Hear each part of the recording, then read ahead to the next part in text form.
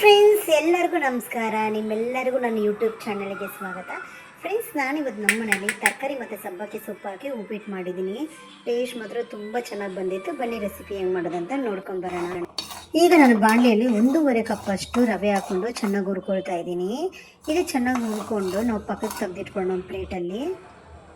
ಈಗ ನಾನೀಗ ಬಾಣಲೆಯಲ್ಲಿ ಒಂದು 3 ಸ್ಪೂನಷ್ಟು ಎಣ್ಣೆ ಹಾಕ್ಕೊಂಡಿದ್ದೀನಿ. ಅದಕ್ಕೆ ಒಂದು ಅರ್ಧ ಸ್ಪೂನಷ್ಟು ಸಾಸಿವೆ ಹಾಕ್ಕೊಂಡು ಸಾಸಿವೆ ಸಿಡಿದ ಮೇಲೆ ಕಡಲೆಬೇಳೆ ಉದ್ದಿನಬೇಳೆನ ಹಾಕ್ಕೊಂಡಿದ್ದೀನಿ. ಕಡಲೆಬೇಳೆ ಉದ್ದಿನಬೇಳೆ ಸ್ವಲ್ಪ ಕೆಂಪಗಾಗಿದ್ಮೇಲೆ ಹಚ್ಕೊಂಡಿರೋ ಈರುಳ್ಳಿ ಒಂದು 6 ಮೆಣಸಿನ್ಕಾಯಿನ ಹಾಕ್ಕೊಂಡಿದ್ದೀನಿ.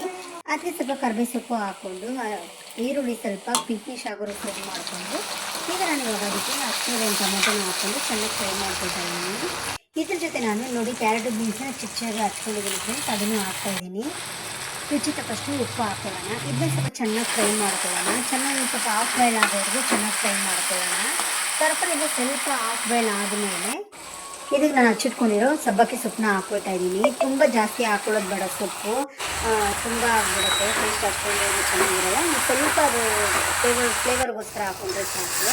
ನೋಡಿ ಈ ಥರ ಹಾಫ್ ಬಾಯ್ಲ್ ಆದಮೇಲೆ ಇವಾಗ ನಾನು ಇದಕ್ಕೆ 1.5 ಕಪ್ಪಷ್ಟು ನಾನು ರವೆ ಹಾಕ್ಕೊಂಡಿದ್ದಲ್ವ, ಅದ್ರಿಗೆ 2 ಪಟ್ಟಷ್ಟು ನೀರು ಹಾಕ್ಕೊಳ್ತಾ ಇದ್ದೀನಿ. ಅಂದರೆ 1 ಕಪ್ಪು ರವೆಗೆ 2 ಕಪ್ಪಷ್ಟು ನೀರು ಹಾಕ್ಕೊಳ್ತಾ ಇದ್ದೀನಿ. ಇದಕ್ಕೆ ನಾನು 1 ಕಪ್ಪು ಎಕ್ಸ್ಟ್ರಾ ನೀರು ಹಾಕ್ತಾಯಿದ್ದೀನಿ. ಯಾಕಂದರೆ ತರಕಾರಿನೂ ಇದೆಯಲ್ವ, ಅದ್ರ ಜೊತೆ ಅದರಿಂದ ಒಂದು ಕಪ್ಪಷ್ಟು ನೀರು ಎಕ್ಸ್ಟ್ರಾನು ನಾನು ಹಾಕ್ಕೊಳ್ತಾ ಇದ್ದೀನಿ.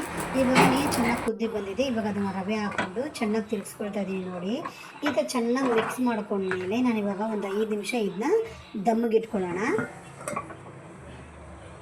ನೋಡಿ ಫ್ರೆಂಡ್ಸ್, ಬಿಸಿ ಬಿಸಿ ಉಪ್ಪಿಟ್ಟು ರೆಡಿಯಾಗಿದೆ. ಸಬ್ಬಕ್ಕಿ ಸೊಪ್ಪು ತರಕಾರಿ ಹಾಕಿ ಮಾಡಿರೋ ಉಪ್ಪಿಟ್ಟು ರೆಡಿಯಾಗಿದೆ.